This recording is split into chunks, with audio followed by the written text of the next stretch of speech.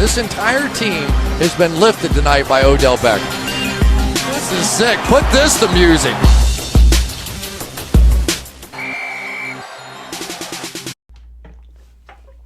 Welcome in to all the people tuning in, all the party people, all the beautiful people, all the fantastic people tuning in to the channel today. Couple additions to the studio, as you can tell. The lights, the microphone, vibes are checked, the sound's checked, and now we're about to check off Dynasty Fantasy Football. It's our first Dynasty video on the channel, and today I'm going to try to teach you how to scout rookies for yourself. We're going to be looking at running backs, and we're going to be looking at wide receivers.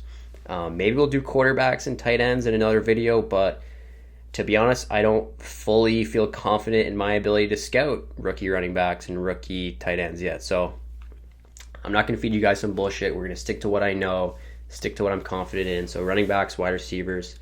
And I'm not just going to come out here and say, here's my top 5 rookie running back. Here's my top 5 rookie wide receivers. No, I'm going to teach you how I make my rankings and how I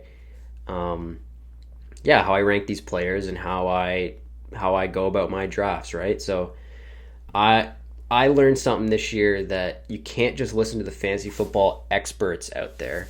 You need to do things your own way. You need to draft players you want. You need to trade for the guys you want. Like this year I won my first ever fantasy football championship because I blocked out the noise and I went after the players that I thought were going to be good for fantasy football. So yeah, there's these experts put it in time, and they're great. They know their shit, right? But at the end of the day, you just got to do things your own way.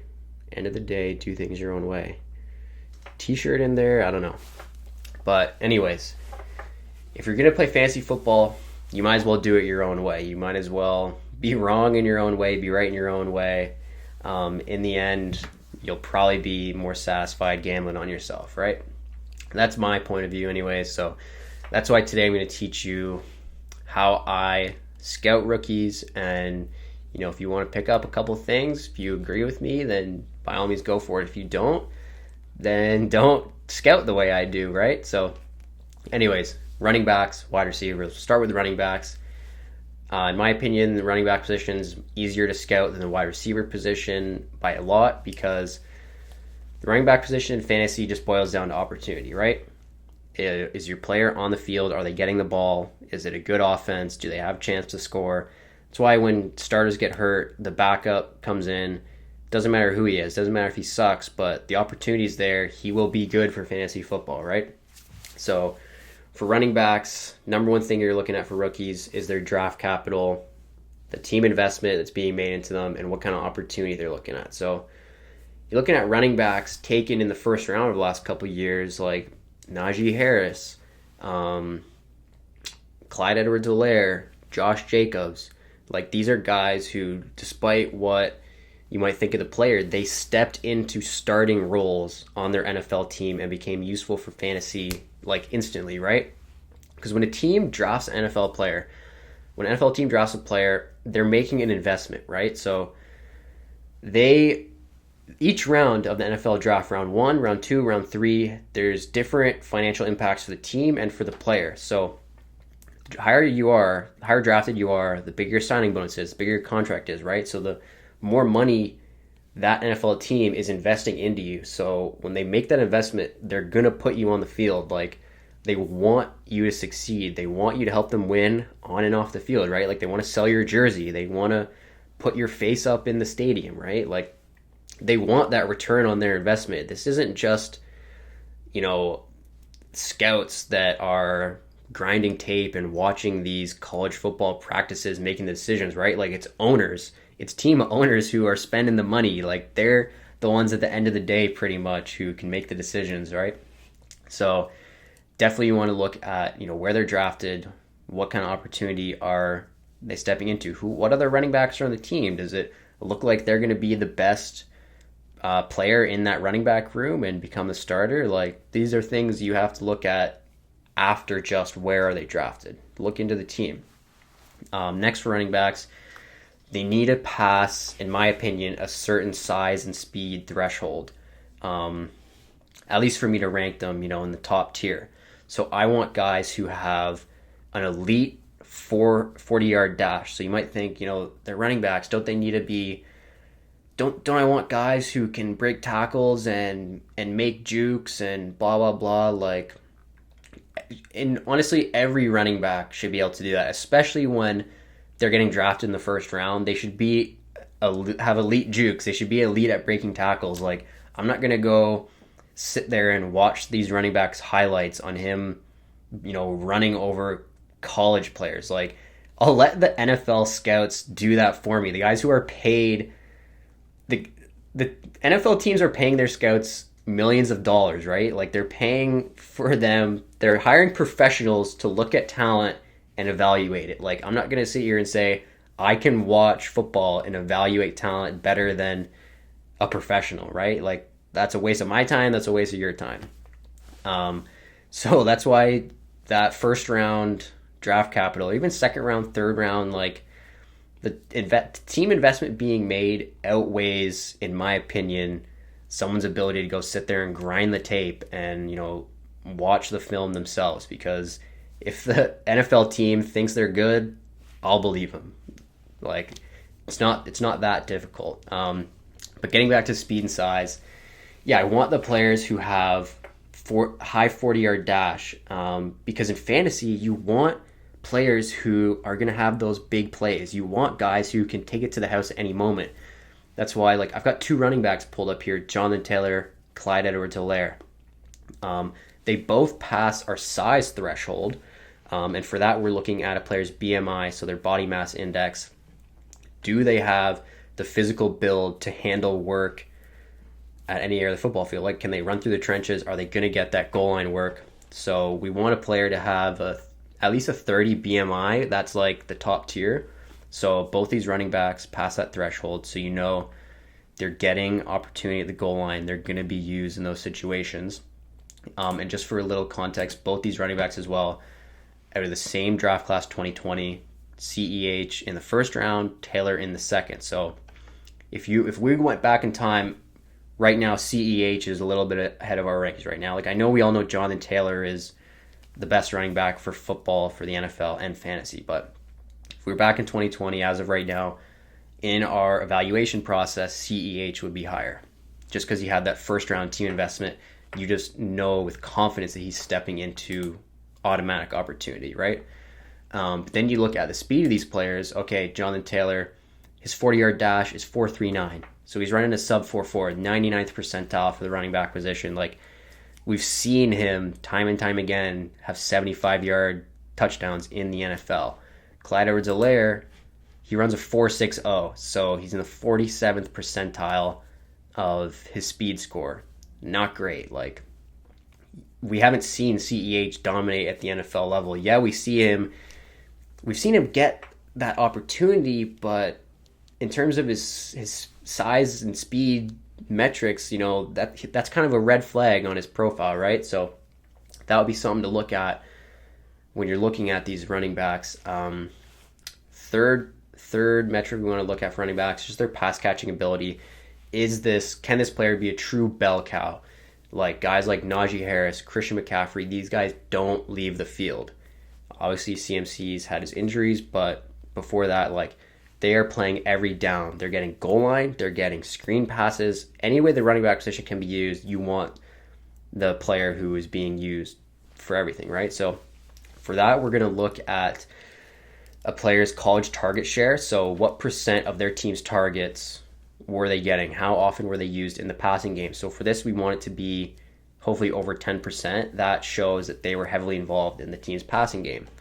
Jonathan Taylor, Clyde Edwards-Helaire, 10.3 for Taylor, 10.2 for CEH. So we can see that both of them can catch the ball, right? I'm not going to go and watch highlight films of them receiving, right? Like, I want to see how they were used in college. Like, because I'll let the college coach tell me, okay, if they're not getting used at all in the passing game, to me, that says that they can't really catch the ball. They're not a reliable option out of the backfield. So on the NFL level, they might not have access to that 3-down bell cow role. Obviously, there are some college schemes who don't really pass to the running back, so they're kind of an asterisk here. Kind of just, that's just sometimes we need to dive deeper, right? Like, I'm giving you the base level metrics of what I look at, and then dive deeper yourself on some of these players if you're curious, right? So that kind of wraps it up for running backs. Essentially, like, it's not that hard. You look at where they were drafted, so their draft capital. What's that team investment like? What kind of opportunity are they stepping into? So who else is on the team? Is it a good offense, right? And then you're going to look at their size and speed. What's their BMI? What's their 40-yard dash? Are they an explosive athlete? Guys like Jonathan Taylor, Saquon Barkley, Christian McCaffrey, like, these have been guys who have dominated fantasy football because they are that upper echelon athlete. They are the prototype A athlete on the football field, right? So for me, that's a huge thing. Like, I want the guys who have access to being this good. I want someone who, sure, if there's other risk factors involved, I want the guy who can bust off a 75-yarder at any point when they're on the field. If you go about it differently, then you do you. But moving on to wide receiver. Wide receiver is definitely harder to scout, in my opinion, because everything needs to be looked at with context, I think, at the wide receiver position. Like, you can't just look at it where a player's drafted, because NFL's teams don't draft for fantasy purposes. They draft for their own needs. Like, the best example of this is Henry Ruggs, who, I don't know if he was the first wide receiver off the draft board in his draft class, but he was taken in the first round. And I'm sure he went in the first round of fantasy football rookie drafts too, because he had that, he had that team investment that we like at the running back position. But again, you got to look at it with context. So the way he plays the wide receiver position, he's used as a field stretcher. So his impact on the football field is way greater for his NFL team than for your fantasy team. Like, he runs that sub 4.4. He makes, opposing defenses, safety, and DBs play back. So he'll open up the field for his NFL offense, which allows the team to run the ball better, pass it down the middle better. Like, they are so impactful for their NFL team. So it's something you got to look at, right? You can't just go based off where these guys are drafted. So the number one thing I like to look at when scouting these rookie wide receivers is going to be their college production. Because for guys to be relevant in fantasy football, yes, they need to be on the field. So if guys law team investment like Henry Ruggs, yeah, he's going to be on the field a lot. But there's going to be other players who may not be drafted as high, but they're going to be used in different ways for their NFL team, right? Like, they're going to be target hogs, right? Like, you want those kind of players. So you want guys who, can generate separation from the defensive players, who are going to win at the catch point and get yards after the catch. Like, those are pretty much the three keys to being a wide receiver in the NFL, in my opinion. But what do I know? So you want the guys who are dominating college, who had that 30% team target share, right? Like, you want players who have the ball in their hands at the wide receiver position. Like, Henry Ruggs was drafted high as hell, but he's not going to have the ball in his hands all game, especially in the NFL level. But someone like Keenan Allen, who was not a first-round draft pick, he's like being dominant for fantasy for the last however many years because he has the ball in his hands. He's a target hog, right? So you just need to look at everything with context. Second thing is going to be the breakout age for me. I want guys who broke out when, in their maybe not freshman season, because it seems like no one does that anymore, but their sophomore, junior year of college, like guys who are 18, 19 years old, because if they're dominating at such a young age versus someone who, is dominating in their senior year, like their fourth or fifth year, that young player, his ceiling is so much higher because the guy who is in his fifth year dominating, he's had so many more years to practice his craft, to master his craft, to get his route running on check. And, he's just had so many more reps on the football field. So, yeah, he should be dominating because he's 2, 3, sometimes 4 years older than some of these other guys. So a player who can dominate from a young age, to me, that gets me excited about their upside in the league, right? And then the other thing for these wide receivers, we're going back to their speed and size. What's their athleticism, right? And this is another thing you have to look at with context. Like, just because a wide receiver runs fast, I keep saying it, but that doesn't mean they're going to be good for fantasy. So there's different types of wide receivers in the NFL, and all different ones can be good for fantasy. So you've got the Mike Williams, the Chase Claypools, who are like freak athletes, absolutely monstrous humans, fast as all hell. But it's almost like they play a different position than guys like Keenan Allen, Amon-Ra St. Brown, like these guys that are fully operating over the slot who, don't have fast 40 times, aren't like that upper echelon athlete, but they have the skill. And the skill, in my opinion, is the most important for the running back position. Like, what did I say? Generate separation, win at the catch point, yards after catch.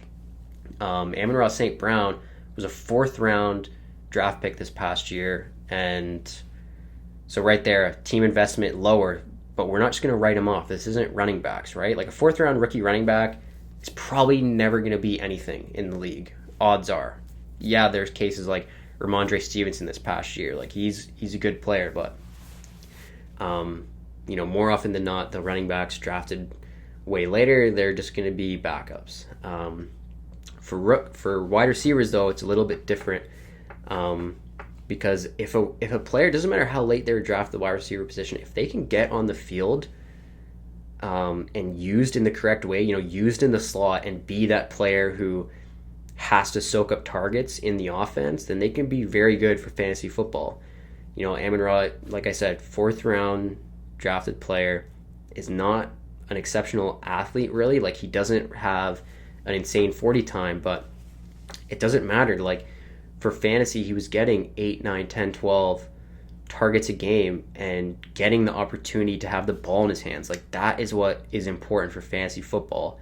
You want targets and you want valuable targets. So like I said, with context, Chase Claypool, Mike Williams, they're guys not getting as many targets as like Keenan Allen and Amon-Ra St. Brown, but if they are getting those looks in the red zone because they're a big body and those deep shots, those are valuable targets. So both ends of the spectrum, right, can be valuable for fantasy, but I'm just saying you need to look at the type of player and the type of wide receiver they are, not just go off where they drafted, because NFL teams don't care about your fantasy lineup. Like they're going to draft a player that helps their NFL offense on the field, right? So I hope that wasn't too long. I hope you guys find that helpful. If you want to try out some of these methods, just use this as a baseline. Like for running backs, you got draft capital, speed and size, pass catching ability. Wide receivers, college production, which to me equates to the skill at their wide receiver position, breakout age, athleticism, and then finally draft capital for me. Use these just as a baseline. Do your own research. If you want to grind the tape, then go for it, because as much as I am definitely on the analytics and stats side of the analytics versus the film grinders, kind of debate in the fantasy football world, there is something to be said about picking out those diamonds in the rough, like those guys that jump off the screen when you're watching, who just have the dominator ability, have the clutch ability. Like, look at the stats, but then figure out what do they mean. What school did they go to? Who else was on their college team? Like, why were they so heavily involved in their offense? Is it because they were like the best player on the field, or is it because their team wasn't good and they were the only option there? So take these tools, use them as baselines, use them as, okay, do these running backs check off these boxes? Now I need to dive deeper, right? So, it goes back to like what I said, like doing your own rankings, following your own gut, do your own scouting, look at the stats yourself. If you want to watch the film, look at the film yourself. Like, I'm not going to go watch, 50 fantasy football experts tell me which running back's the best. Like, I want to figure that out for myself. Like, when you're playing fantasy football, the way to win is to find those quote-unquote league winners, right? And what is a league winner? Someone who greatly outperforms their ADP. So you need to find the guys in your own league who, are getting drafted way later in drafts, but have that ability to break out and dominate for fantasy football, right? So yeah, you're not really going to find, if anyone's touted as like a breakout player by the experts, their ADP is just going to shoot up the draft. Like, go find those breakout players for yourself, because that's how you're going to win fantasy football. Do your own research, watch the tape yourself if that's your thing. But yeah, hopefully you guys found this helpful, and maybe we'll get another video in the future diving into quarterbacks and tight ends coming out of college. Thanks.